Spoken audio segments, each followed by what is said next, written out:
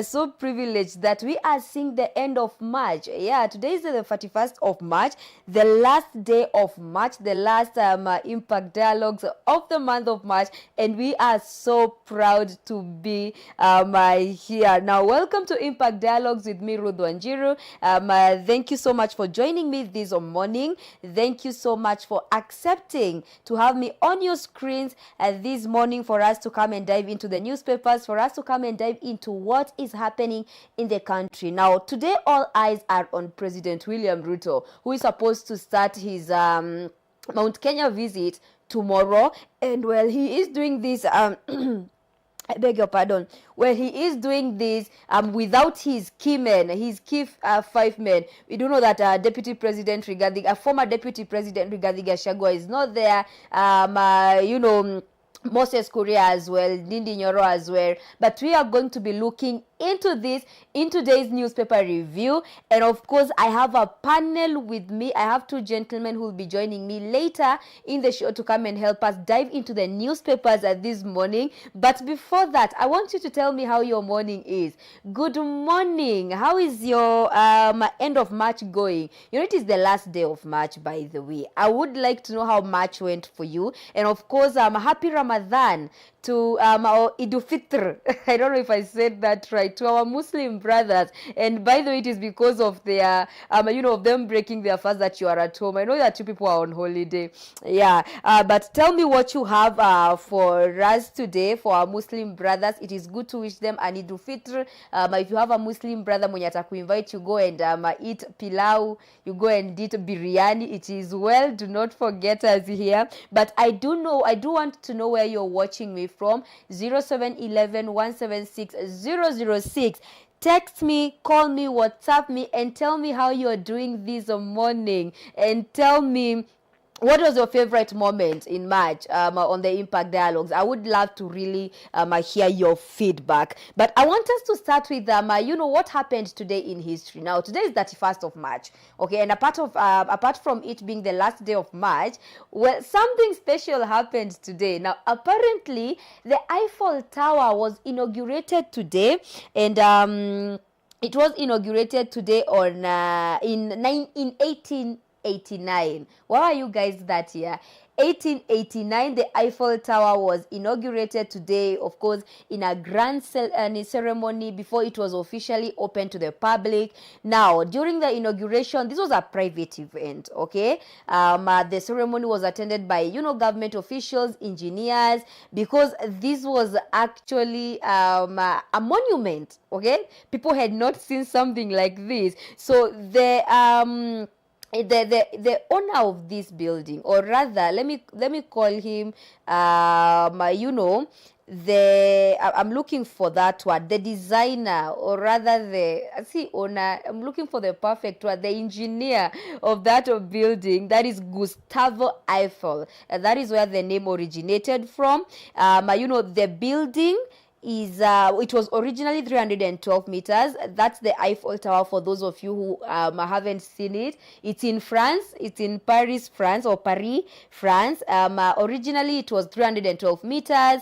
That is 1,024 feet, and it was later increased to 330 meters, 1,083 feet. It was constructed for 2 years, 2 months, and 5 days. That is from 1887 to 1889 when it was officially inaugurated. Then it was open to the public same year, but in March, in May 6th, I think. Now, the material used here was over 18,000 iron parts and 2.5 million rivets. Wow. Then the weight, it weighs around 10,100 tons.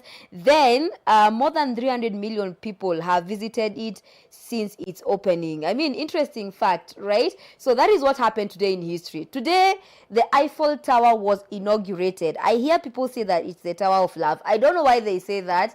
If you know why they say that, you might enlighten us. You might enlighten us with that. But that is what happened today in history. Okay, tell me what you think about that. Now, moving on swiftly to our weather updates. Today in Nairobi, we are currently at 63 degrees Celsius. A little rain this morning. I'm sure some of you have seen a little showers, but it's going to be mostly cloudy throughout the day with highs of 75 degrees and lows of 62 degrees. Then, in the coastal region, that is Mombasa, Malindi, and etc., it's going to be mostly sunny with a chance of isolated showers and maybe a bit of thunderstorm here and there. And then that will be particularly in the afternoon. Okay, then the western Kenya. Now, in Western Kenya, expect a little bit of sun and a high clouds with pleasant conditions. However, afternoon thunderstorms are possible. Okay, then in the Rift Valley, it's a bit cloudy this morning. It's going to be, clouds and sunshine in the afternoon. Pleasant conditions with partial sunshine expected throughout the week as well. Then the northeastern region to Western Kenya, morning rains. I'm sure you guys have seen a bit of morning rains, and this afternoon there might be a bit of showers here and there also in the night, and a thunderstorm or two. Now stay updated with the weather updates, because nowadays the weather just changes the way it wants. Okay, but that is our weather update. Moving on swiftly to our traffic. Now today is a holiday, people are not going to work. I used to Wayakiwe this morning, and Wayakiwe was just flowing swiftly. There was no traffic whatsoever. But let's look at how other roads look like. Ngong Road, traffic is moving slightly slow along Ngong Road. Then Jogoo Road, currently there are no specific reports of congestion on Jogoo Road. However, traffic conditions can change rapidly, but today is on a holiday. Masidhani kutakuwa na jam sana hivyo. Then Thika Road, apparently it's flowing smoothly. There are no significant incidents that have been reported this morning. Wayakiwe as well, I've told you there is no disruption, and traffic is flowing smoothly. Then Kiambu, there's a bit of snarl-up, but there are no reported issues, and it is moving swiftly as well. Now, remember, I always urge you that be careful of other road users, other pedestrians, other V8 owners like you. Be careful on the roads. Okay, now that is what we have for your update this morning, and I want us to dive into our newspaper review. Okay, and first of all, I want to give you a peek of what we have. Now, I think this one wants to say hi to us. Let's hear Oracle TV. Hello, Oracle TV. Hello. Yeah, I think we just lost them. And watu wenye nilikuwa nimeambiwa check in. It's good to check in the morning for us to know where you're hearing us from. But as I was saying, I want us to dive into our newspaper review. But let me just give you a snippet of what our dailies look like today. With me, I have the Standard, the Daily Nation, and of course the Star. Now, the Star today is looking more into what farmers are going through out there. And farmers paint as middlemen hijack state fertilizer aid. And I think this is quite a sad but interesting story. We are going to be looking into that as well, because according to the Star, the fertilizer, the government gave a subsidy, or put a subsidy on fertilizers. The farmers are supposed to get it at a subsidized price, right? And so there are cartels that have taken it over, and farmers are complaining that fertilizer are party. And we're also going to look at the inside of the story to see what is happening. And of course, down there in the side you can see Ramadan. They broke their fast yesterday. And yesterday they ended the month-long fasting with the prayers. We will look into that as well. That is on the Star. Now the Standard goes to Mungiki backup. Now President William Ruto is supposed to start his tour to Mount Kenya tomorrow, right? We are going to look into that, but the Standard here says, let me read for you on the first page what it says. President Ruto's return to Mount Kenya remains critical as a critical test of his grip on the region once a stronghold shifting allegiance now threatens his once perceived dominance. Now, reports of former Mungiki leader Maina Jenga's involvement in mobilization efforts ahead of his tour raise questions, though planners deny the illegal sect movement as Baka plans to show numbers for optics. Now, we will look into that and see what the Standard has to say about that. That involves President William Ruto's tour to Mount Kenya. And the Daily Nation today compares President Ruto's first term with former President Kibaki's term, and there are some things that zinafanana, so same problems, same strategies. We will look into that as well, because the Daily Nation here tells us deja vu. Now, President William Ruto's first term in office mirrors that of the man in whose cabinet he served. That is Stanley Emilio Mwai Kibaki. Now, like the case 20 years ago, Mount Kenya, which found itself besieged as it sought help, to retain President Kibaki in power, also now finds itself facing the same, situation, but this time it's different to isolate the region, to dislodge President William Ruto after a bitter fallout with his former Deputy President Rigathi Gachagua. Now, the Daily Nation will compare President Ruto's first term and former President Kibaki's first term. We will look into that, and of course, in the first page of the Daily Nation as well, you can see Ramadan there, and confusion as Muslims split again on ending fast. We will look into that as well. That is what our dailies have for us today. Now, if you would allow me, I want us to take a short break so that we can invite our panel and have our paper review this morning. Now, remember that you can be part of this as well. Do send us your messages. Do send us your WhatsApp. Do call us as well. Get involved in today's newspaper review. Tell me what you think. Do you think that President William Ruto is going to conquer Mount Kenya once again? Do you think that? I think that should be my question of the day today. Do you think he is going to, to dominate the Mount Kenya region today? The Mount Kenya region again. He's supposed to start his tour tomorrow, but we are looking into that. You tell me. Text me 0711 176 006. Now we take a very short break. We are coming back with my panel to dive into our newspaper review. Do not go anywhere.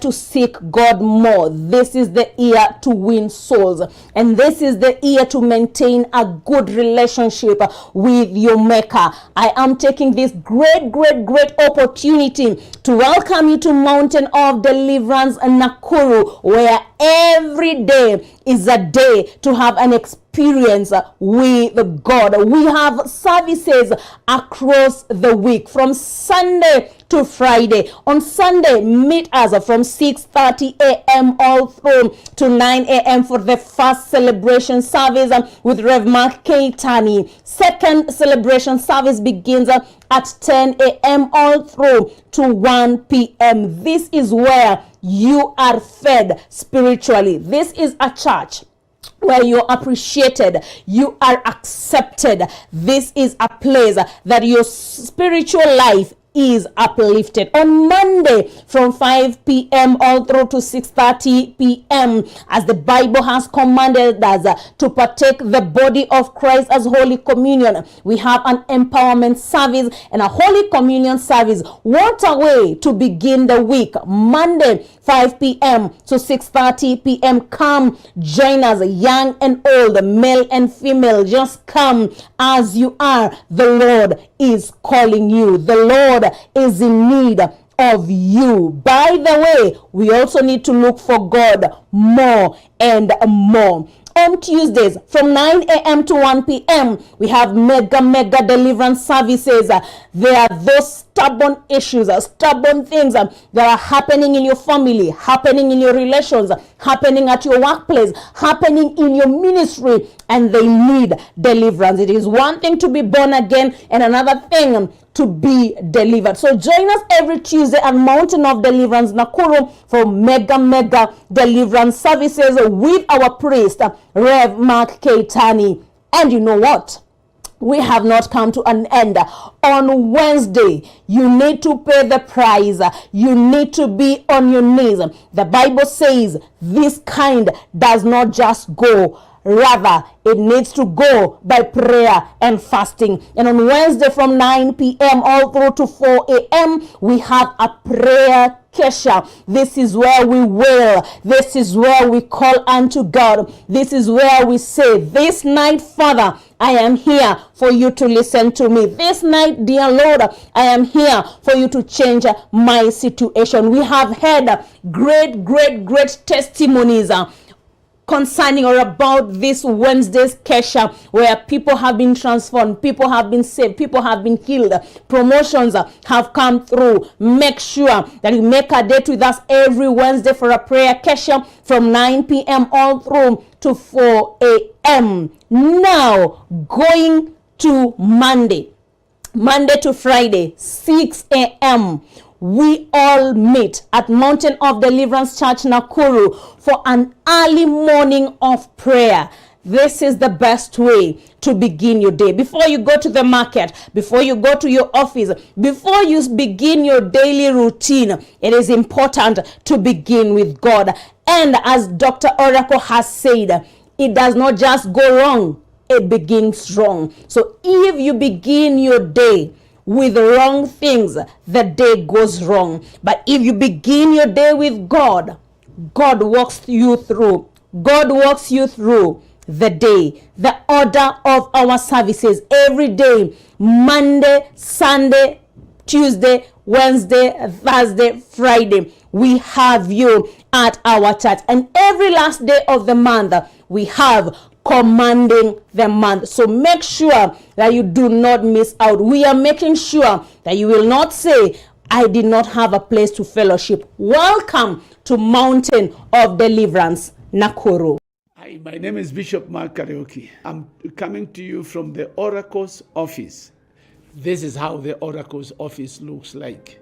And I have come to you to say to you, you are not in Kenya by accident. You were born for this season. This is your season. This is your appointed time. I want you to know, my friend, there is no other time you are waiting for. This is the time. The time for you to get born again. The time for you to receive your healing. The time for you to prosper. The time for you to flourish. The time for you to shine in whatever you do. So you better get ready, because Jesus said, you shall know the truth, and the truth shall make you free. So the truth is, this is your season.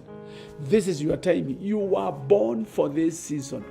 You are ordained for this season. In fact, you are wired for this season. Do not waste this season. Don't let this season pass. This is the season that you can give into the ministry that which you have never given before. This is the season you can go to a level you have never been before. This is the season you can receive your miracle in a way that your enemies and your friends, your peers, your competitors, your contemporaries will come and ask you, what did you do? You will tell them, I discovered my season. I got to know the truth. When you discover the truth, things change because Jesus is the truth. And this word works wonders. This word works wonders. It will work in your situation. It will work in your life. It will work in whichever place you are. This word will work. That is why the oracle is here, bringing to you the ever-living, powerful word of God that is transforming lives and changing situations. And as you capture this word and act on it, your life will never, ever be the same again. I pray that you will receive this word and run with it. And I would like to welcome you to Mountain of Deliverance on Muranga Road. Mountain of Deliverance on Muranga Road. That's where you find the oracle teaching the word, ever living, powerful word of God, and your life will never be the same again. And those of you who are on the other side of the city, on Kangudo Road, at the stage 26, the Majestic City Church, you will find me there, teaching the word of God that has changed my life, changed the life of Oracle and the lives of many others, and it will change your life. Every Sunday morning from 10:30 we are there, and from 8 o'clock we are on Sarasi Avenue at the KPCU building, the House of Bread, right where the Enna Coach stage is, the booking office is. You will find us there, teaching the same word. And in this place, a Mountain of Deliverance on Muranga Road, 9 o'clock, you receive the word of God. Man, do not settle where you are. I normally say, where you are, you have not been concreted. That means you can change. That means your life can go above where you are. You don't have to settle for mediocrity. Don't settle for average. You are not born to be average. You are born to thrive and to shine and to flourish in whatever you do. So please capture this word. By the grace of God, can you imagine that God got me out of Nakuru into Nairobi because of you? God brought the oracle from Nakuru into Nairobi because of you. Then you sit there and complain. You sit there and mama. You sit there and get exploited. No, not so, my friend. Capture the word. Capture the word, because the word is the foundation, and that will transform your life. I can give you many testimonies. Many testimonies. We have just discussing with the oracle about some jam that was on this road, and just started praying, and that jam got cleared. You may say, "Ata jam inaombewa." It's up to you. For us, we pray because we believe. And all things are possible to him that believes. So we believe in prayer there is nothing that is impossible. With God, nothing that is impossible. So don't limit yourself and don't allow anybody or any situation to limit you. You are born for this season. This is your season. I love you and I value you, and I pray that the eyes of your understanding would be opened up, that you may know the riches that are found in the inheritance of the saints. There are riches in the inheritance. I pray that as your eyes get opened up and you run with this revelation, that tender will come to you. That contract is going to be signed. That application is going to be answered in the positive. Your scholarship is just about to come. You wait, it's just about to come, and you will remember me, because the word of God will never, ever go back to him void. It will accomplish that which it has been sent to do. When I came here, I had not intended to come to this place. I had not planned to come and speak to you, but Jehovah had you in mind. And so this opportunity has been created so that your life may change. You can get out of that hospital bed. You can get out of that sickness bed, because I cast that sickness from the root in the name of Jesus Christ. I break that spirit of discouragement that has been sitting on your shoulders for the last 3 weeks. I break it now in the name of Jesus Christ. I break that spirit of delay that has delayed you for a long time. That which has been delayed against you, we set it loose and release it to come to you in the name of Jesus Christ. May the Lord richly bless you, and may God be glorified in your life. In Jesus' name, amen. Amen. Write to us or call. Tell us what God has done for you, and we shall rejoice together. I love you and I value you. This is your friend and your pastor for a long time, Bishop Mark Kariuki. God bless you.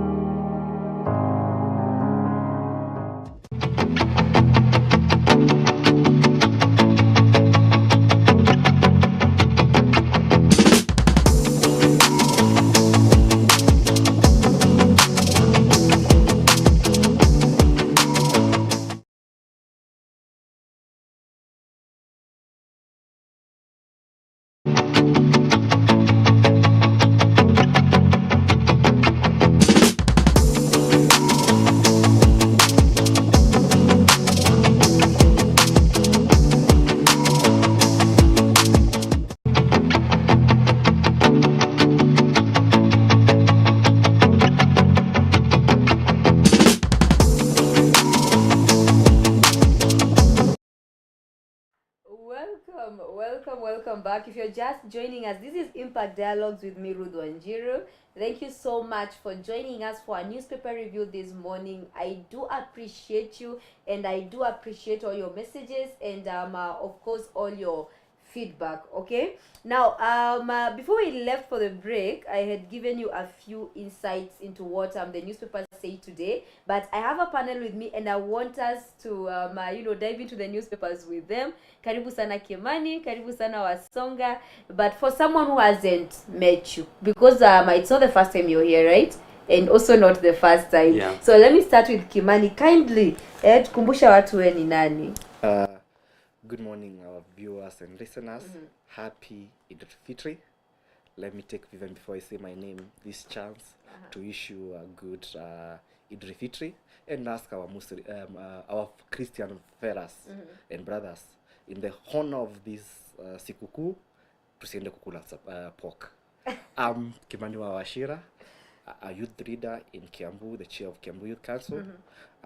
Also a networking engineer. We know nowadays you have to introduce yourself with what you do, so that you're not mistaken to be one of the guys who go to State House and get some brown envelopes.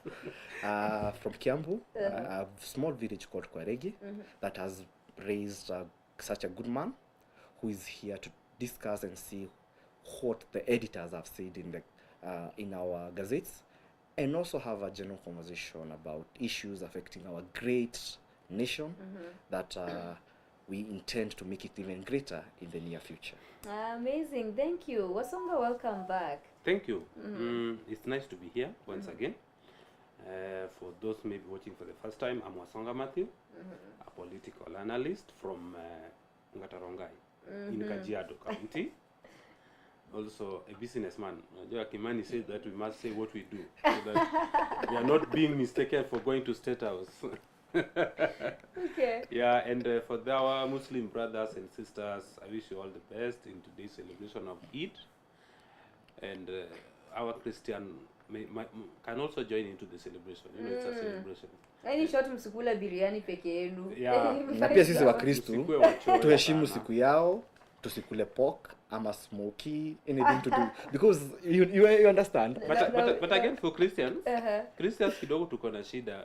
We want Muslims to invite us for the Eid, but us during Christmas we don't invite them. Don't you think that one kidogo? Amazing. Gentlemen, you're welcome to our newspaper review this morning. Thank you. And I'm sure you've come across our dailies, and I don't know what you think about them first. Kimani, kati ya hizi tatu, which one caught your eye today? I'll go with the standard. The standard. I okay. think you can show them The standard. the standard. Yeah, uh-huh. It's talking about Mungike backup. That's true. We are the editors. So in his wisdom, to talk about the presidential advance team, the president is set from tomorrow, which is a Fool's Day, to start his visit in the mountain. And his part of his advance team, probably security or logistic or whoever, are Mungiki. And when we hear as a mountain that word, we are shocked. Actually, today I've just gotten the courage to mention it in the media. Most of us even fear because of the atrocity that they have been committed by the same sect to our people. And also from that, I'll also go, before we go to details, I'll also pick on what is on the star. Yeah, the star. Because I'm told even here we are in Nairobi, it's raining, and farmers are in pain because the subsidized production that has been overhyped by this government has also been subsidized in terms of corruption. Where a bag, I was reading through and I saw that a bag of 2,500 from the government stores is vended for just 6,000, and a farmer will get probably 2 or 3 bags. Those will be my pick as the editors who are not crazy, who did not go to celebrations early, because those are the true reflection Okay. of what is happening in our nation.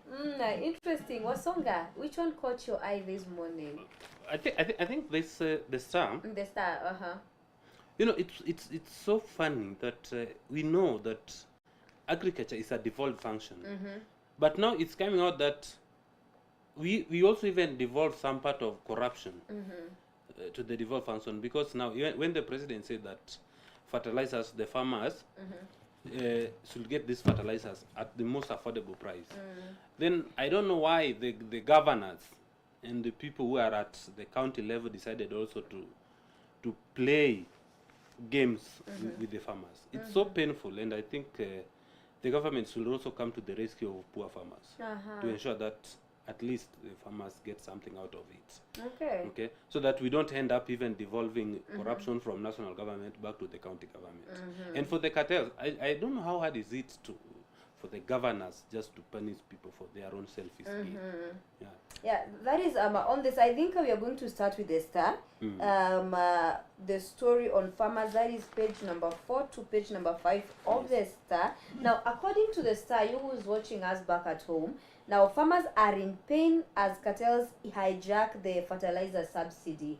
Now, I'm going to read 2 first paragraphs for you so you can get what is happening here. Now, unscrupulous traders have hijacked the government's fertilizer subsidy program, denying farmers the much-needed inputs at the peak of the planting season. You know, it's raining, by the way. Yes. So we're at that peak of the planting season, and the situation is very likely to precipitate, a food shortage in the country. Now, this is the latest agony to farmers who are also grappling with fake inputs. We remember the story we had of fake fertilizers. There has been delay, a little bit of delay, in distribution, and also poor income from the previous harvest, and most opting to plant conventional seeds without applying fertilizers.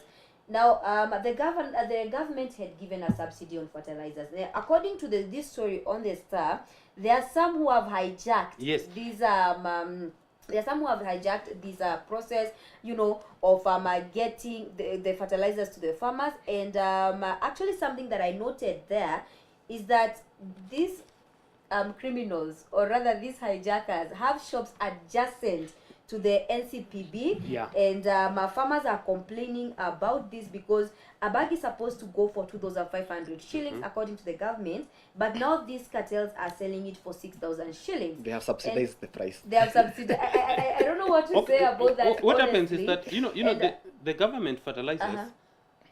farmers might pick them from the NCPB. That's But now these cartels have decided to ensure that there is no enough fertilizers at the NCPB. True. So what will you do as a farmer? The moment you've gone to the NCPB to pick that fertilizer, you find that there is no fertilizers, it will force you to buy from them. And I saw the other day in Trans Nzoia County, when the journalists there were trying to expose this cartel, one of them was attacked. was attacked. That's true. Okay, so that can even tell you how much our county government is punishing the common wananchi. And sad enough, I've not even heard anything from the county government of Trans Nzoia trying to come out and explain to farmers what transpired. And You Kimani, see, Kimani, just a minute. And Kimani, you know, according to statistics, we saw an increase of 39% in maize production. But now we have an increase in maize production, but still the farmers are complaining about, you know, not having the markets for their produce. So what do you think is happening? It's even funny that we're having this conversation just 2 days after the president, in his usual PR way, drove a very good SUV to one of his Farms. large-scale farms to plant I think wheat it's in Kilgoris. in if I'm not Kilgoris. wrong. And whereas the real farmers in our food basket, I've seen that in statistics we consume around 4 million bags a day. It's there captured in the stars, and the numbers of bags we consume in a year.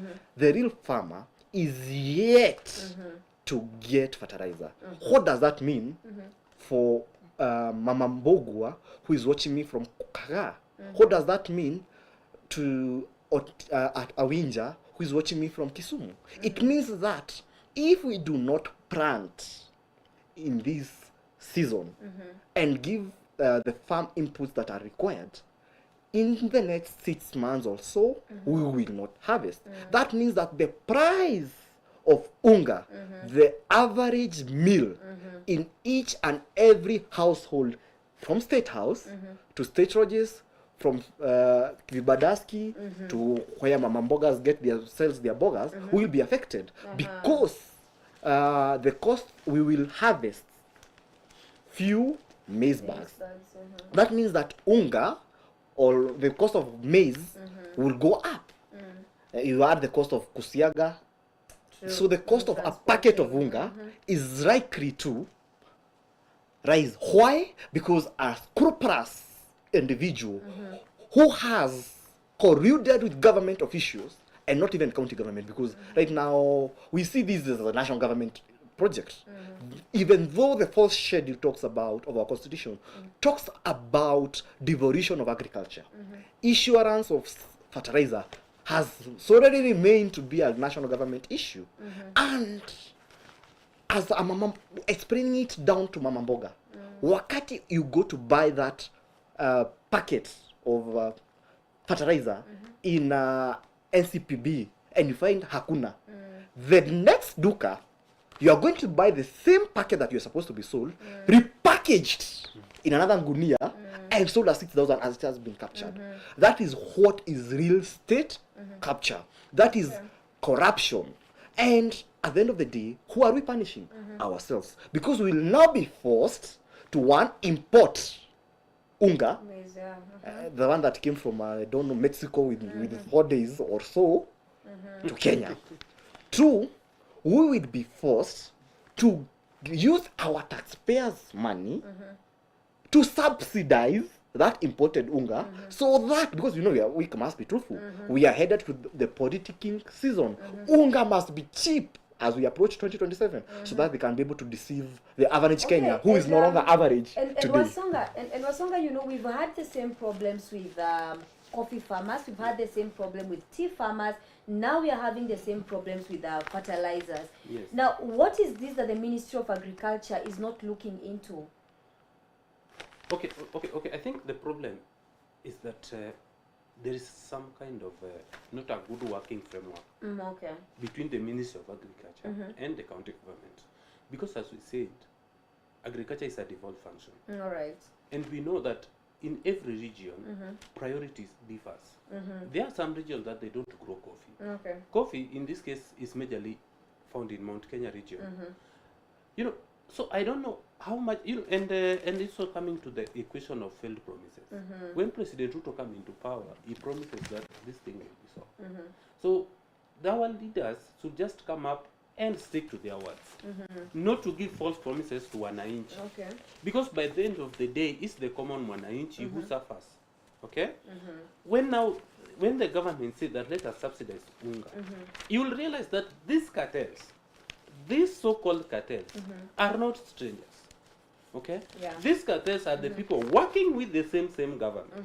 So it's the government, the duty of the government should serve the wananchi. And we were talking with my brother here just before we go there, that sometimes the problem we are facing is on the leaders that we elected, starting with the MCAs and the MPs we elected. Because if we elect those who doesn't have our interest at heart, we will continue to complain. Okay? Why will a governor allow such people to be in his county? Why should a governor allow people to punish his own people who voted for him? As I said it earlier, when that journalist was trying to expose what was happening at Trans Nzoia, the governor went mute. But this guy will come out and try to make a lot of noise when it's come to politics. So who are you fooling? Okay? When the coffee farmers were complaining, and you realize that there is this kind of character, then when now people come to make noise, when now they come to complain, the government now will try to please them. It will be like they will be, "Ebu fanyeni hivi, musiibe sana." Wanapiga kelele. And so, and before you come, Wachira, what is the solution to all this? Because, you know, we cannot look at situations where we are having, you know, our farmers really work hard to produce maize, to produce tea, to produce coffee, yet there are no markets for them. We cannot have them working so hard to line up, because I do hear that they line up really long queues to get the fertilizers, only for them to either get fake fertilizers or not get fertilizers at all. So what now, so that we can make sure at least farmers are fairly treated? I was asking myself this as you asked the question. Who is the Minister of Agriculture? The last time I checked, it was after Mithika left. I cannot remember, or seems to. I think Who is it? Mutai Kagwe, if I'm not wrong. Yeah, Kagwe, Mutahi yeah. Kagwe. That guy did a nice work during COVID, During, but nobody knows who he is today. One, we must be intentional about agriculture, because every Kenyan and every decent human being at the end of the day must have a meal. And the only way we can do that is introduction of technology. It might be easy to compromise technology, but very also difficult from the back. We know that Awinja has 7 acres of land. Why should Awinja be allocated 30 bags of fertilizer? And in our database, we know the land of the kind of land he has or she has.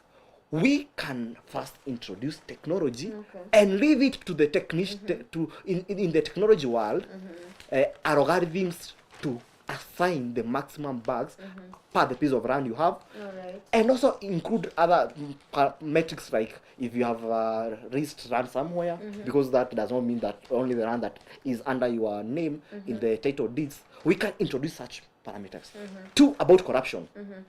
It seems that it is a government policy or the government of the day to have corruption in each and every place. And when we talk about it, we are going to be told probably we should register for SHA, SHI for Shafashi, so that if we don't have a piece of unga when harvesting will come and get sick, we can be treated, and it's not working. I think it is also time for the government and the minister who you have told me is Mutahi Kagwe, to be intentional about solving and killing the corruption mafias in NCPD. Lastly, the God has been grateful to us. It is raining. Yeah, true. Let us make it easy for Wanjiku to access fertilizer. Let us not wait for them to go to NCPB stores and queue, whereas a ballot box will reach to even the remotest of places in Kenya. Let us make sure that these fertilizers are distributed, and I love the model KTDA uses. You know, at our home we farm chai. And I see that in the buying center, where you go to take your tea is where you go for your fertilizer from KTDA. Why can't we have the same model work? If in the Mulima people are doing coffee, why they take that coffee in those places there where we sell the coffee? Let us go for fertilizers there. Where we sell tea, let us have those places have fertilizers, because we know that we can schedule on Wednesday we'll be in that village issuing fertilizers there. Let the farmers go there. We reduce the cost of even transportation to those places. And in the food basket region, let us also talk to our youth and tell them that agriculture is paying. Because if we continue the same trend, after you graduate, you go do your degree, you come to Nairobi, we are going to be left with chunks of land that are not cultivated, and that is very dangerous for the future of our nation. I think to the solution of that, All right. you know, we should intensify the accountability within our government officials. And I want to say, support what my brother was saying. In the village, we have these agricultural extension officers.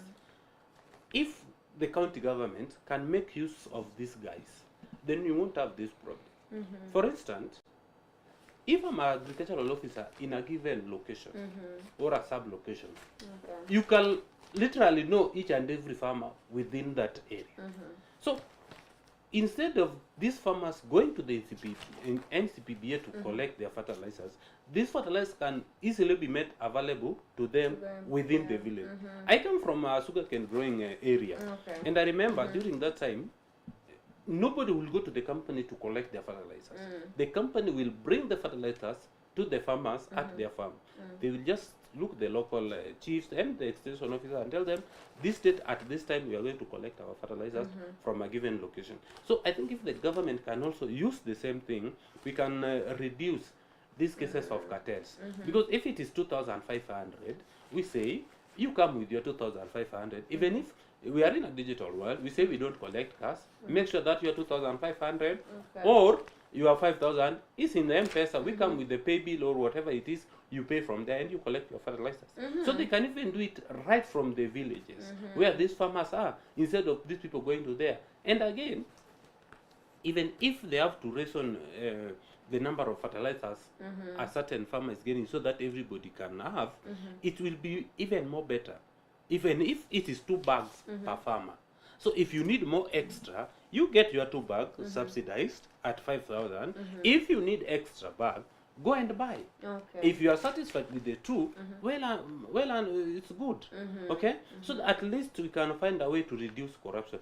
The only problem that we find that there is a lot of corruption in this country is that we've really given room for corruption to do whatever they, yani tumeacha ufisadi inatawala.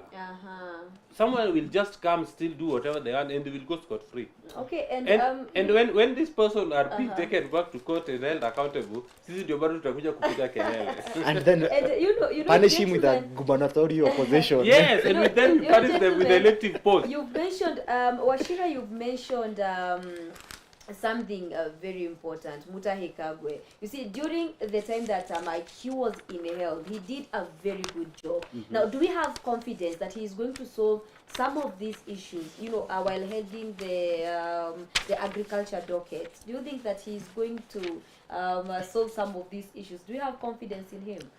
Mutahi Kagwe as an individual, he's competent. Yeah. But now we have a president who is the overseer and the de facto minister, the de facto PS, the de facto chief of staff in every ministry. Okay. So very, very, I tell you, Ruto is the minister, and that's why we saw him in there doing whatever. That's why I was asking, who is the minister? Because even if he has competent individual, but the head is rotten, we cannot have been work. That is for Wachira. But I think I have to differ with Wachira. Uh-huh. I saw that video of the president in his farm. To me, you know, apart from Ruto, apart from being the president, sometimes I say that even if Ruto is kwambaya every time, and we give credit where it's due. All right. President Ruto, I know, apart from being president, even before he became president, Ruto was a farmer, and we know that. Okay, from kulea makuku to farm produce, and this guy is a farmer. Okay, so what I saw him doing, this guy was just going to his farm, and maybe trying just to encourage his fellow farmers, and trying to tell them that, guys, you see, as farmers, not as president, as farmers, it's a raining season, let's come out and plant. Okay? So to me, I don't see anything wrong in that.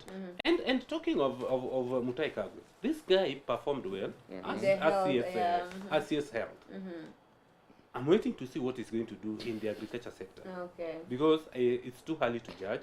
The guy just assumed office in less than a month ago. So, you know, even if you get into office and you find that the office is so much disorganized, we have to give you time to organize everything. Okay. Remember, he was coming in during right of that vaccination of kettles. So he must come out and arrange things. So I'm waiting to see what he's going to do. And what I will advise our public, those who are given posts to serve Kenyans, let us stop this character whereby I won't resign. I will rather be thrown out rather than resign. If you think you are in an environment that does not subscribe to what you stand for as an individual, just resign and tell Kenyans that I was given this duty to serve you as Kenyans, but the working environment cannot allow me to execute my duty properly. So I will not talk the blame, I'll rather resign. The same thing Polycarp Igathe did when he was the deputy governor of Nairobi. He said that the good people of Nairobi, up to this point, I cannot continue to work with this governor. So I beg to leave it from here. If there is someone who will work with him, well and good. So let us also, as public servants, form that culture. Tusikwe kama JB Muturi. But I love everything is wrong, but I have to be there. No, and if you don't think that you can resign, poke the bear in the eye. Yes. He'll fire you. Okay. No. Yes. All right, gentlemen. But why should you create? Why should right. you know? If you are given a mandate, first, when you are given a leader, you are a youth leader. One of your key responsibility, you should be a problem solver. You should not be part of the problem, but you should find solution to the problem. And that is what defines you as a leader. Outside. That is what defines you as a leader. And when you find in yourself in a situation whereby you cannot find solution to the problem the youths of Kiambu are facing, then you better not become their leader. You tell them, guys, I cannot offer you solution to this problem. So I won't wait for you to tell me to walk out. Because when you tell me now to walk out, now I'll be looking for some sympathy. I'll rather walk out. Okay, I think we'll continue with this discussion after the newspaper review. Yes. But you can get that story on page number 4 and number 5 of the Star. That is on the farmers' cry and the fertilizer hijack. There are few figures that have been mentioned here. And as Wachira had mentioned, Kenyans, we consume 4 million, bags of maize per month. Hey, jamani, 90 kilograms, 4 million 90 kilograms bag per month, then 48 million per year. So you see, if there is no enough production, unga itakosa, we'll have to import unga, and then we'll have to go to the days where unga was expensive. But we are going to follow up on that story and see what we have there. The Ministry of Health has not yet, said anything about that. So we are going to wait along the corners to see what Mutahi Kagwe has to say about the fertilizer issue and also about the cartels. But you can get that story on page number 4 and 5 of the Star. I did not see the same in the Standard or the Daily Nation. I did not see anything concerning the farmers there. But what I saw, however, in the Star, let's deal with this before we finish with the Star. Now, there's an audit that states that counties are risking to lose 532 billion due to weak systems. Now, this is what the Star says. Now, weak financial systems and failure by officers to safeguard public resources has put 532 billion shillings at potential risk of loss in the counties. Now, this report was by the Senate County Public Accounts Committee. Exposed that the worrying levels of financial financial systems failure could lead us to lose 532 million shillings. Now, this committee is chaired by Homa Bay Senator, of course, Moses Kajwang. It tabled its report after scrutinizing the Auditor General's report for the county executive for the, ending June 2024. Now, in short, this story says that we have weak financial systems in our counties, and it could see us lose a lot of millions. Now, I don't know how many times we've had us losing money in the counties. When is this story going to stop, Wachira? As my brother here correctly mentioned, Okay. when we introduced the 2020 constitution, we also devolved corruption. All right. And it is embedded strongly within our systems that it will only take all hands to uproot it.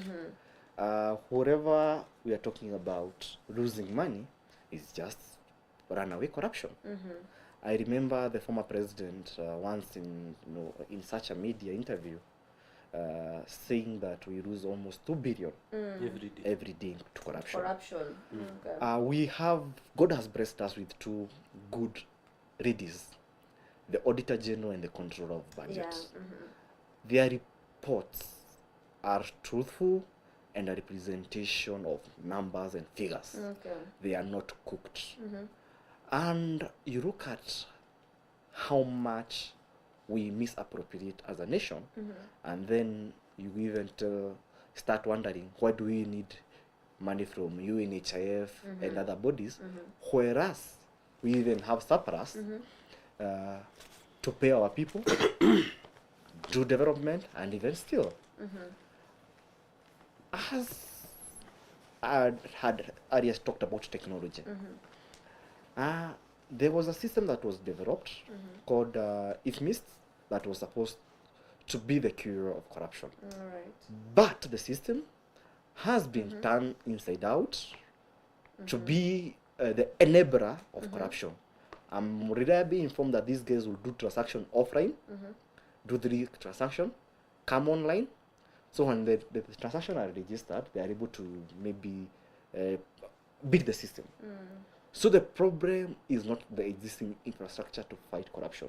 The problem is we, the people. Okay. The problem Goes is down back the to systems the people. are All there right. to make it difficult for people to be corrupt. But we, the people, are able to beat the system. So this is a moral issue, not more of a corruption issue. That today, as I leave this office, if I get to see the one or a good producer there dropped a 10 bob, am I able to give him back, or I will say, nimejionea nimejiokotea? It is about a moral issue. You find that most of the people in our county government are resigned from other roles in private entities, not because they are going to serve the people, but they are going to make money. Soon you'll hear when you go to kindergarten and ask a kid, what do you want to be in future? They'll tell you they want to be a leader, and you ask why? Because that is the only way to make money in this nation. Coming back to how much we might lose because of weak system, 532 billion. I was asking myself, how much did we spend to build the superhighway? Almost half that amount. The amount that we are going to lose due to systems that are going to be pocketed by individuals would have built half the superhighway. We would have is equivalent to expand the amount of resources that are required to expand the highway that will be used by someone I've heard you nicknaming that something to go with go, that to go home. These are resources that we don't need to go and borrow from Chinese or whoever. They are within our system. So as a people, we need to be intentional about, one, the audit report. Two, and he said that when we go to the debate in 2027, we must vote people not on tribal lines or not on political party affiliation, but on merit. So that, going back to the constitution, the work of the MCA is to oversight. And if we have good oversights, then even before the auditor raises this question, the MCA would have audited the county government. If we go back to the debate in 2027 and vote a good MP like the Kiharu guy, he will be able to oversight the national resources and allocate what is supposed to be allocated well. So this is the solution to all these goes back not to them who are stealing today, but to us who give them work to go and steal for us. If I want to add, if I want to add something to what my brother is saying,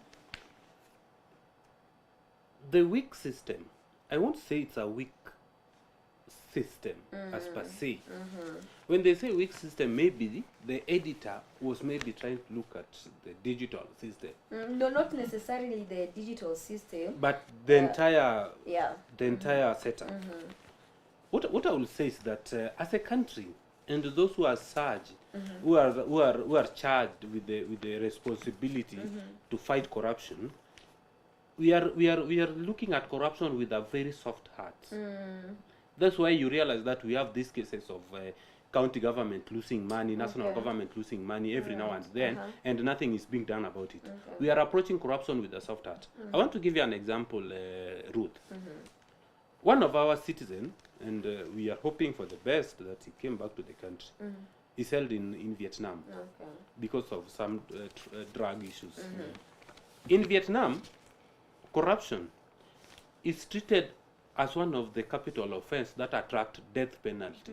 True. Just like the one our citizen is fighting in Vietnam. While in Kenya, corruption attract elective posts. If today I'm being charged in court of corruption, 2027 I'll be the governor of Migori County. Okay?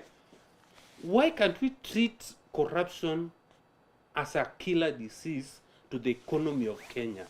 Just like we treat cancer as a killer disease to human being, why could we treat corruption as the same?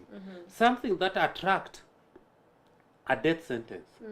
Why should someone who is charged with corruption case even get a bail, be even granted bail? Why? Okay? There was an MP who was charged with corruption last year, last parliament. This guy decided to do away with almost 300 million of the CDF kitty from his constituency. The guy was charged to serve almost 6 years in prison or pay around 1 billion Kenyan shillings. I don't know what happened. I don't know whether he paid the 1 billion or not. But as we speak today, he was re-elected. As we are speaking today, he was re-elected and serving in parliament today. So, what encourages such kind of character is that if today my brother steal from government, go scot-free, nothing is done about it, instead is be elected MP of Kiaru or Thika constituency in Kiambu, where I come from, what do you think will not make me to steal and be elected the governor of Migori County? So it all goes back to the people. Not even the people as per se. Me, I won't even blame the people in this, because as the people, there are those who have been charged with the responsibility to fight corruption. We have the EACC and we have the judiciary. Why can't they just say that let us serve the people of Kenya? Because the judiciaries are not politicians. We elect political leaders. We don't elect judges. We don't even elect the chief justice. We elect MPs and MCs. We don't elect who become the the EACC guy. Okay? Okay? Even if you are given that duty by the president, you are an independent institution. Your duty is to help Kenyans to fight corruption, to ensure that the resources of the people of Kenya are not being misused by their leaders. Okay? The judiciary, their main duty is to ensure that there is justice is served to the people. When this person is steals from the public, it is not your duty to help him go scot-free. Okay. You must ensure that the justice is served and the people get whatever they deserve. So Alright. I think those who are charged with the responsibility to fight corruption in this country should stop handling corruption with a soft heart. Let them handle corruption as it should be. That this is a killer thing to the economy of this nation, and this thing must be fought in whichever way. Okay. Maybe And, before we leave that, I want to add those figures with another figure I saw that the MPs are adding their salaries. And how much will it cost the taxpayers' money? Around 4-point-something billion. 4.something billion. You add these 532, we have around 540 billion. That is just seated there. As for the And they're still taxing us. You know, as for the salary increment, now that you know, let us not blame someone who is not there. For the salary, we have the commission, the SRC. The SRC commission. It is their duty.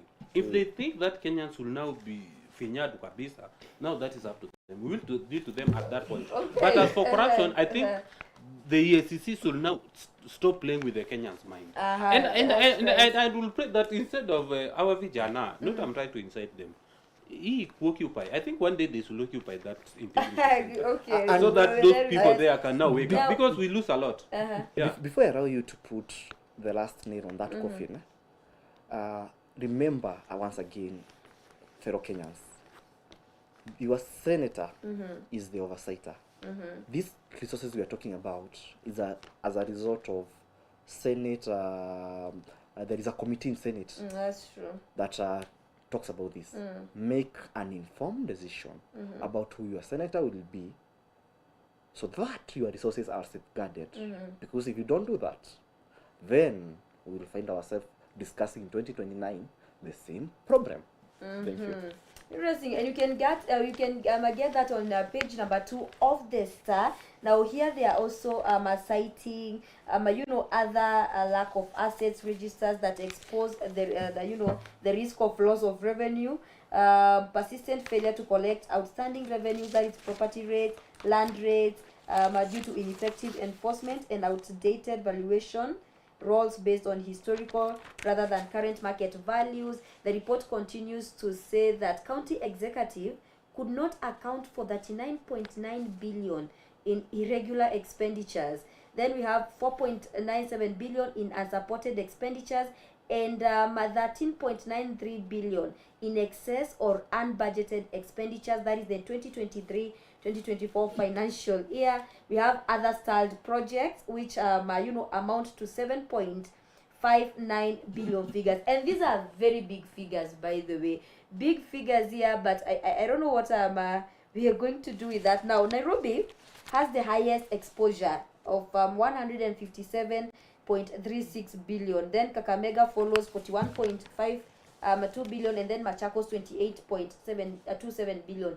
Big numbers, but as Wasonga and Washira says, it all goes back to who you're electing, by the way, and to the public servants, for them to be accountable and serve the people as they should. Now I want us to look at President William Ruto's visit to Mount Kenya, but I want us to take a short break kidogo. Then when we come back, we are coming back to continue with the newspaper review. Do not go anywhere. This is Impact Dialogues with Ruth Wanjiru. Be part of this conversation.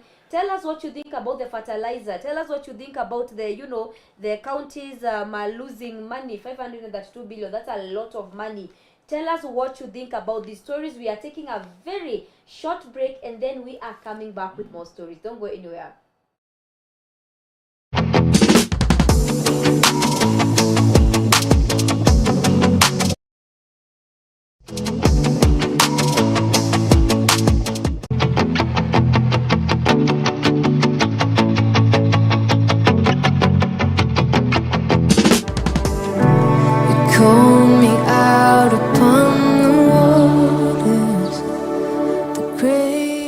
Nakuru, Are you looking for a way to start your day with purpose and prayer in the presence of God?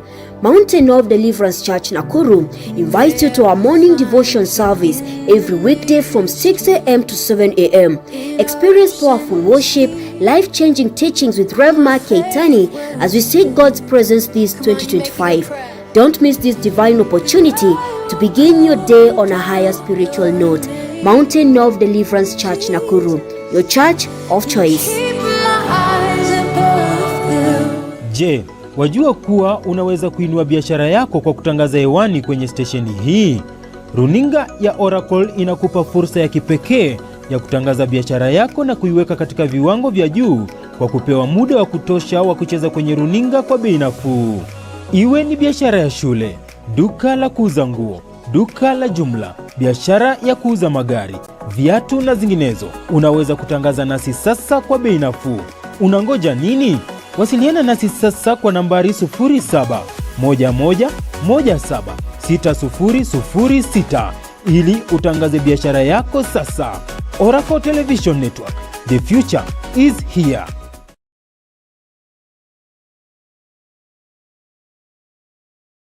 Woman, are you hurting today? Do you feel powerless to your current situation? Is the weight to expectations holding you down? Listen, there comes a time in every woman's life where she must make a decision. Will you be courageous? Remember, the Bible says that women who fear the Lord, they are clothed with strength and dignity. They can laugh at the days to come. That is why our mother, Dr. Pauline Oracle, is here to encourage, to advise, to mentor, and to educate you in Woman Without Excuse. The Lord can even call you to take care of the Sunday school. That department, do it with all your vigor. Put both your feet in, your intelligence, and also put all that God has given you in that department. You are the person that knows, how do I maintain this man of God for him to be able to maintain and to take care of the flock of God. Join our mother, Dr. Pauline Oracle, every Saturday at 8 to 9 p.m. in a special program known as Woman Without Excuse here at Oracle Television Network. The future is here.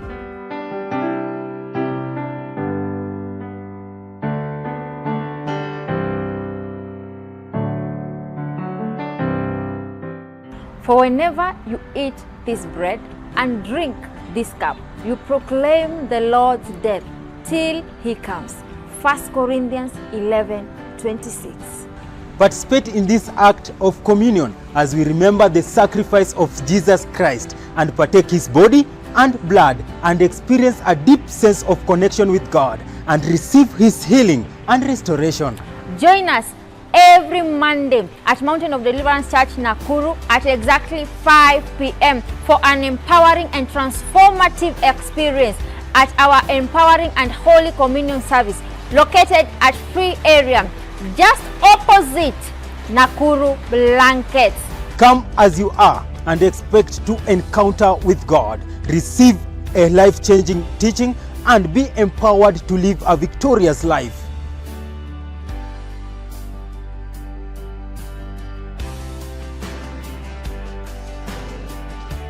Come one, come all.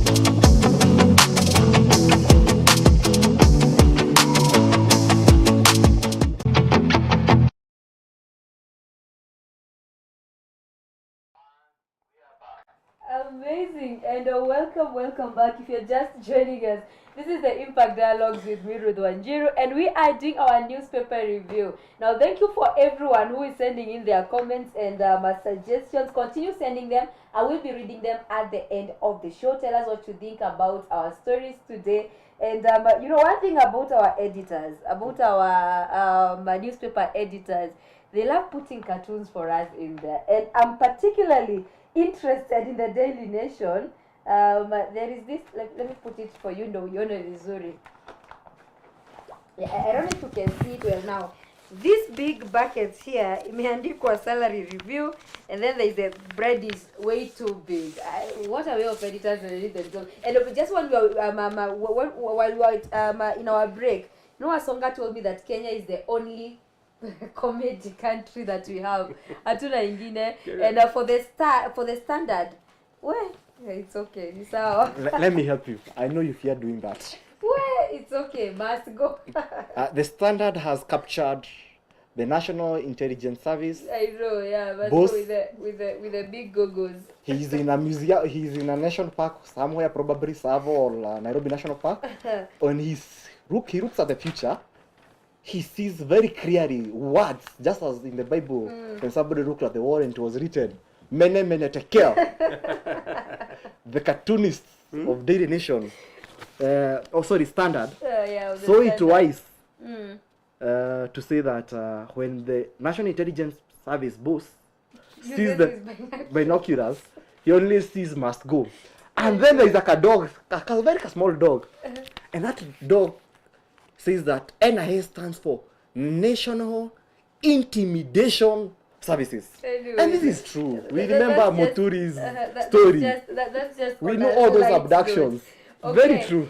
Now, So- gentlemen, I want us to get back into the review. And the Daily Nation today captured something very interesting. Now, they are trying to compare President William Ruto's first term and late former President Mwai Kibaki first term. Now, there are a few things that they put there that, you remember former President Mwai Kibaki once dissolved his whole cabinet. We did see President William Ruto do the same thing, dissolve his whole cabinet. But what they are putting weight on is how during the time of President Kibaki, they were trying to the Mount Kenya region was trying to put Mwai Kibaki still in power. But now in this in President William Ruto's regime, they according to the Daily Nation, now they are trying to dislodge President Ruto from the region. I don't know if you're seeing some of these comparisons. Sijui kama mnaona kama inalingana. Let me start with you, Wasonga. And there's a constant factor in these two comparisons. Okay. The Right Honorable Raila Odinga. There's one co-factor. There's one The constant. co-factor. Yeah, Raila Raja is a constant. But by the way, because during the time of Yes. Mwai Kibaki, they also had the broad-based government. No, That is when there we was saw no broad-based It was a government. Prime national Minister, coalition. National coalition, yeah, if you sorry. look at the first term of President Kibaki, there was no prime minister. The prime minister came in the second term after post-election violence. But when Kibaki dissolved his cabinet in his first term, was because of the differences between him and Raila Odinga. Okay. Remember, in 2002, Raila had campaigned for Kibaki. Eventually, Kibaki became president. Now, when they were going into 2005, The referendum. during the campaign for the referendum, the Raila and Kibaki decided to fall out. Kibaki at that time could not visit the Nyanza region. Just like today, Ruto is struggling to visit Mount Kenya region. And we can't Re- wait to see what happens Yes. tomorrow when he starts. Yeah, and remember, during that time, the key factor who was at the center of the disagreement was Raila Odinga. Because Raila was against was supporting actually was against the constitution. Okay. The Kibaki bombast was draft. supporting Supporting the the constitution. constitution. Yeah, And it was during that is when it gave birth to the ODM party, That's if you remember, right. during the orange banana thing. So the same thing comparison, it's fun that today, during that time, Raila was against Kibaki. Today, the same Raila now is supporting President Ruto. The other time, the Mount Kenya region were fighting to keep Kibaki into power. Now, Mount Kenya region is fighting to remove him to power. from power. And Washira, are you seeing some of these comparisons that the nation is making? I'll try to say that even if I zoom with the biggest magnifying lens, I don't know which power it is, you cannot Can use compare. the NIS one. You cannot compare the economist government of Mwai Kibaki Yeah. and the spendthrift government of Ruto. Kibaki in terms of borrowing, nothing to compare. Or you can compare, but they'll be headed to the different sides.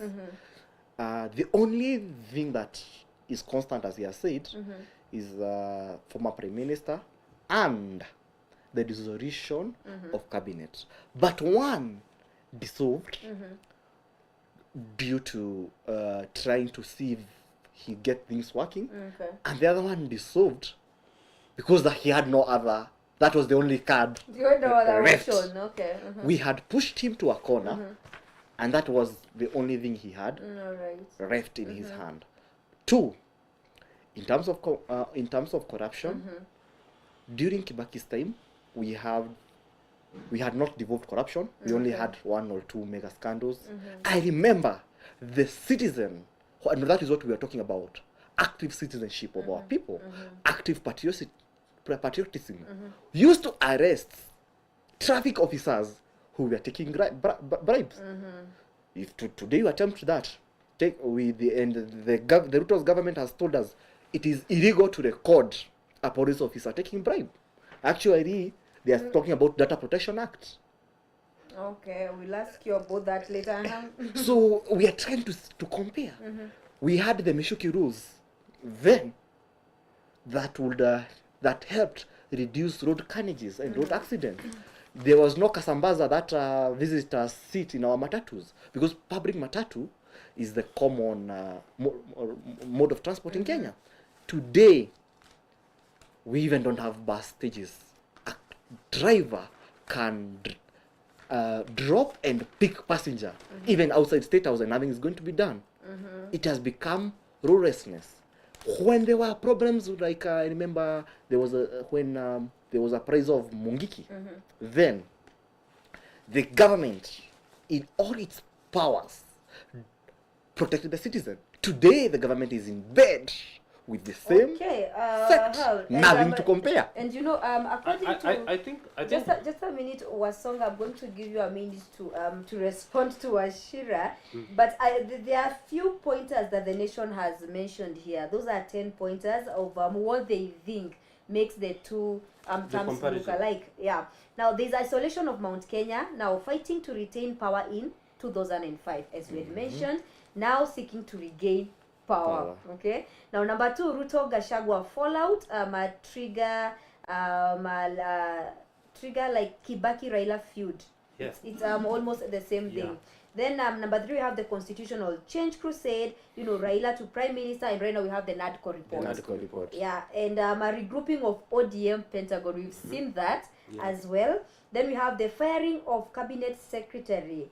Cabinet by President under siege. We've seen that with President William Ruto. We saw that with the President Kibaki. And then cabinet rivals, bloated government to accommodate opposition, more PSS now for the broad-based government. We've seen that during the time of Kibaki. I think that was there as well. We've seen premature campaigns, 2 years to elections. Yeah. Premature campaigns emerging that force towards elections. We've had, Kalonzo Musyoka run away with ODM, and Ogata, and also Matiang'i and the rest. And then former Chief Justice. Former Chief Justice. We have the loyal deputies in times of crisis. Maruto has Kindiki with him. And then Kibaki had a warrior. Kibaki had a warrior who was so solid. So loyal. So solid and so loyal with him. And so non-political. And then number 10, we have the reluctance to tour hostile zones. Now, during the time of, late President Kibaki, well, he couldn't tour Nyanza. Yeah. Then this time around, President William Ruto is still has not toured for more than 6 months. I think what the editors were trying to do was just trying to compare the political event. Yeah, true. Not actually the performance of the government, but politically. And maybe they are not trying to tell us that history will repeat itself, because amid all the differences that happens in the Kibaki first term, we end up having a post-election violence. I don't see we having a post-election violence in 2027. True. Okay, because as far as Kenyans, we've grown democratically, our constitution, and even we have one of the learned generation that we cannot just go about here to fight because of some things that some political differences. But looking at it, what Kibaki suffered in his first term is more or less the same with what President Ruto is suffering now. Okay? And sometimes this has also put Raila into picture because amid all these things, Baba is always there. He still remains the constant factor in actually all the regimes that we've had. But having said that, I think now, if you look at what is happening across the nation, you know, during that time, Kibaki did not face, even though they were trying to compare the political factors, but Kibaki did not face the kind of resistance from Kenyans like the one President Ruto is facing now. It has now become like a norm that whereby some people gather like 100 people, then you'll hear the Ruto must go chant. These things will now worry the president because it's not a duty. It's not. I won't say that it is more political. I won't say that the Ruto must go chance is being sponsored by some politician. No, these things are just being sponsored by Kenyans themselves. And this will send a message to the president that majority of Kenyans are not happy. It is not about the Mount Kenya region. It is not about a certain tribe or this tribe. This thing is about Kenyans at large. During the Kenyan Gabon game in Nyayo Stadium, everybody was there. Okay, we could not say that it was only these people from this region who attended this game, but you hear the chant was there. Surprisingly, even in clubs where people just go to enjoy themselves, at times you will just hear everybody going up and saying the Ruto must go chant. So I think this one, even when the CDF come out try to tell Kenyans, but it won't change anything. And you know, what needs to be done is that the president and those who are around the president should try as much as possible to understand what the common mwananchi is going through and try to change within these 2 years that remains. And you know, Wachira, I'm taken back to our campaign period. You know, before the president, of course, was inaugurated and he became our president. He was a darling of the Kenyans. So, Wachira, what is it that he should do to rudi kwa ile good books, the good books of our good people? I think the marriage is over, the divorce is here, and he should only look for a good lawyer, so that when we are separating in the court of public opinion and the court of voting in 2027, he gets something to go home with. I've seen a text from Senator Ken Babu, who is also 3 weeks ago decided to take over, as we have been telling the youth, to take over the offices. He decided to be the de facto National Youth Chair of National Youth Council, which is established by an act of parliament, and should have done elections like 3 or 4 times, but they have never done, telling me that the must go is the second anthem. If you attend an event, you sing the Kenya national anthem, and then after that you sing the must go, Ruto must go anthem, and thirdly the East African anthem. That is what Ken Babu has told me. Those are not my words. Those are his. Okay, I think, but Ruth, I want to add something. You said that towards the election of the 2027, Ruto was a darling of the people.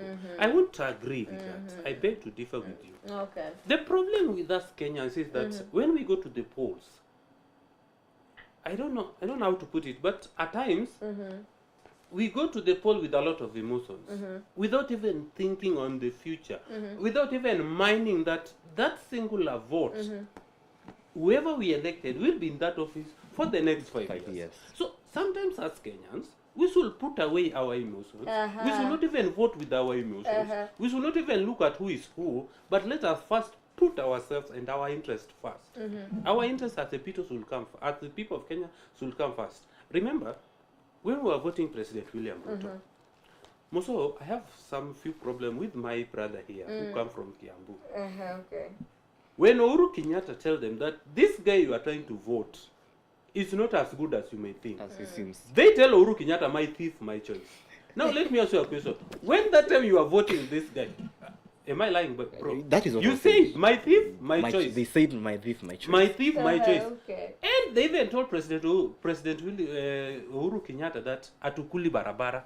Yes, that was Mudabi. They were being told that this guy, mimi ni driver, niko, and to quote what President Uhuru said, Makanga. mimi ni driver naendesha gari hapa mbele, lakini huko nyuma nasikia abiria wanalia makanga anawafinya kwa mfuko. Mimi nikiangalia, they said, my friend, enda Ichaweri.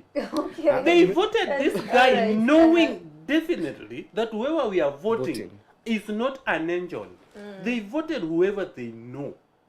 Okay? They But voted their because best. they were carried out by emotions and some differences that they decided to create for themselves, we end up voting this president. Now the president is just trying to manifest his real colors. All right. His real Forgive colours. me for cutting you short. Forgive me for cutting you And short. we are complaining when this guy is Wasonga. now manifesting. Forgive me for cutting you short, but my producer is on my neck.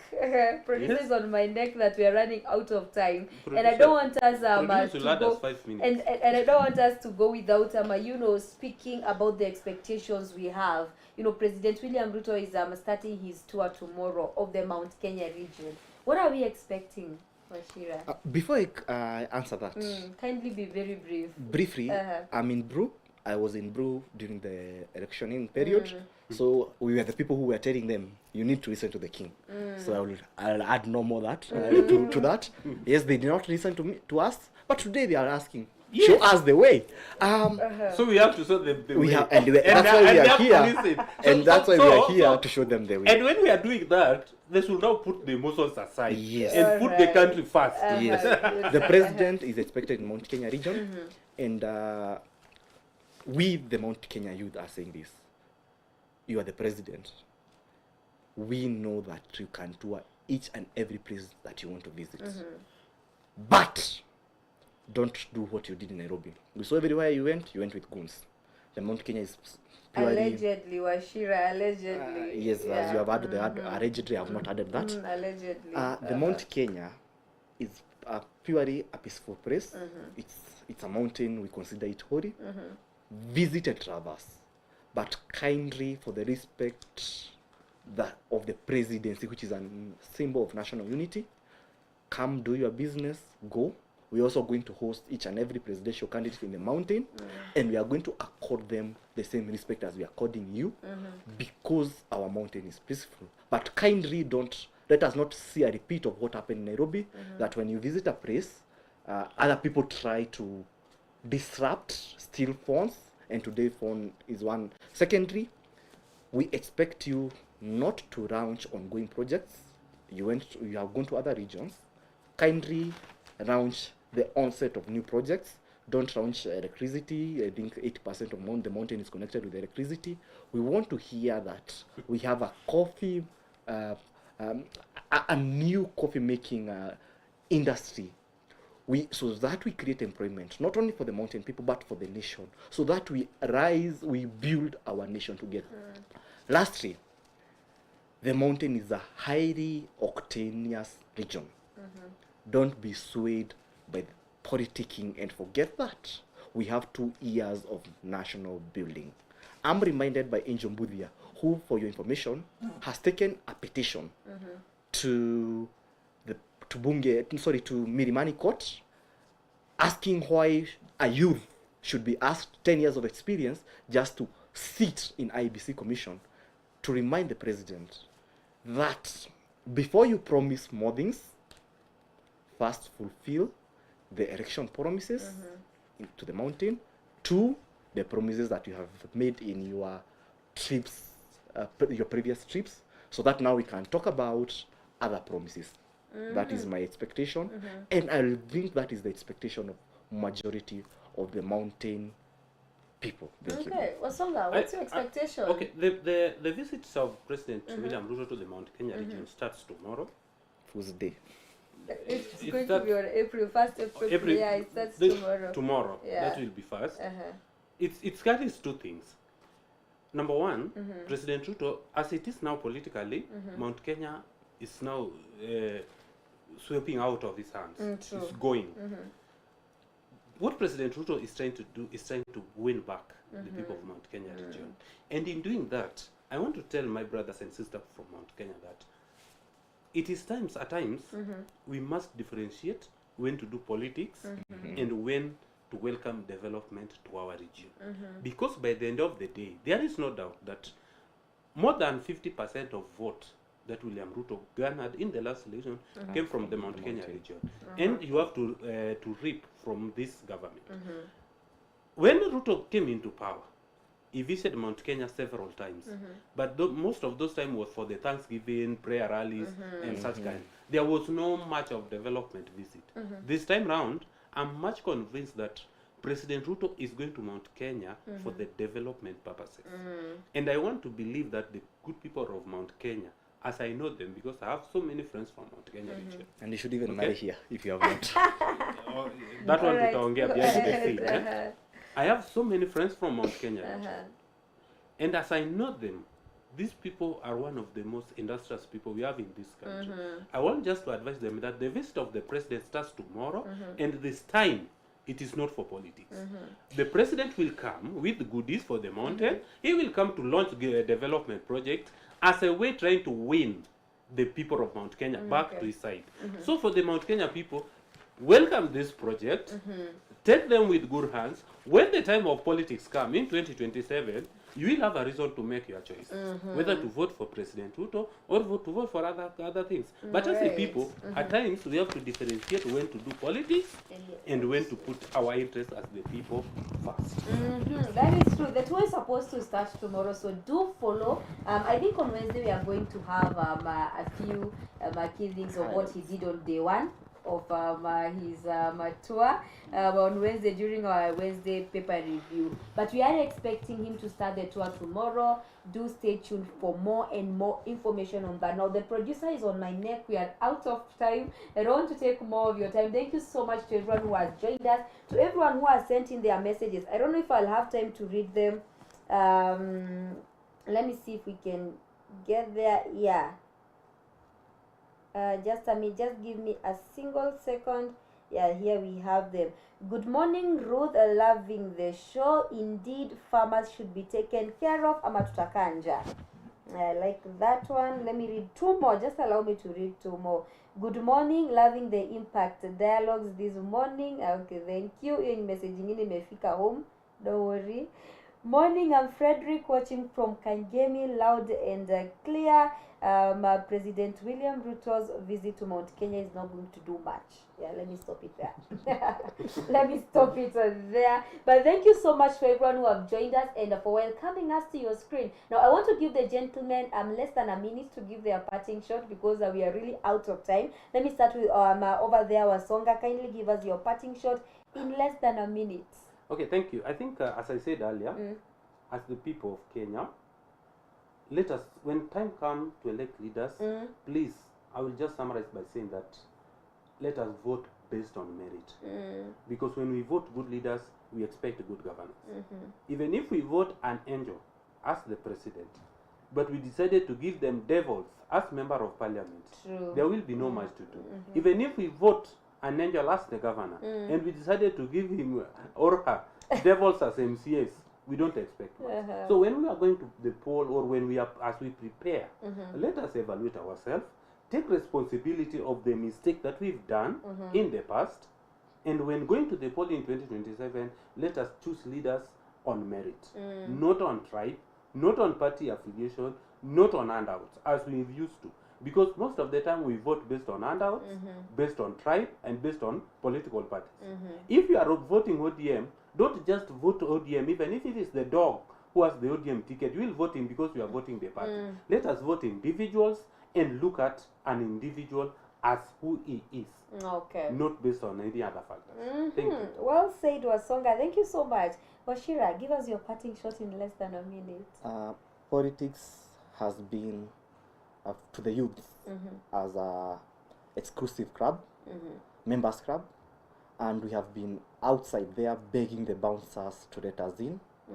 But now, on July 25th last year, we outnumbered the bouncer, and it is time on 2027 we go again, outnumber them, and take those roles as not the bouncers, but as the waiters, as the owners of this executive club, so that we can make a decision. Remember that we outnumber them in terms of might, brain, time, and everything, in terms of human resources.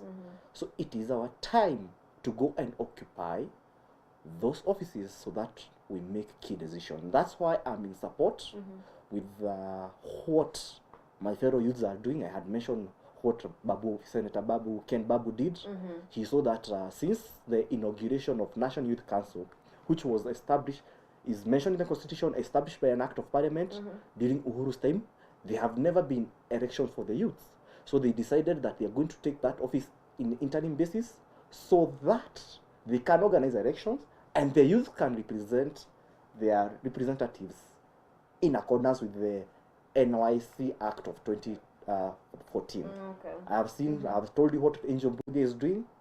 Let us go right now, take the mantle, because power shall never be given, and we are not going to seek power, but we are going to seek authority to lead our people. Lastly, allow me to say thank you for everyone who is watching. I can see the likes of Shane and others who are watching us. Continue supporting and get this clarion call home. To my people of the mountain, we are peaceful. I hope we are going to have a peaceful week, hosting the president on development tour. If you are angered with him, don't attend his political rally. Remember, abductions are still ongoing. We don't want you abducted. We want you to be alive to vote him out in 2027. Thank you. Okay, thank you so much, Washira, and thank you to you who's watching us back at home. And a happy Eid al-Fitr, yeah, to our Muslims brothers back at home. We would appreciate some pilau over here, by the way. Share your biryani na mandazis and whatever you're taking. But happy holidays also to you who is back at home. We know that you are given a public holiday. So enjoy the holidays. This has been the Impact Dialogues with me, Ruth Wanjiru. Until I see you again on Wednesday. Stay safe, stay blessed, and stay happy.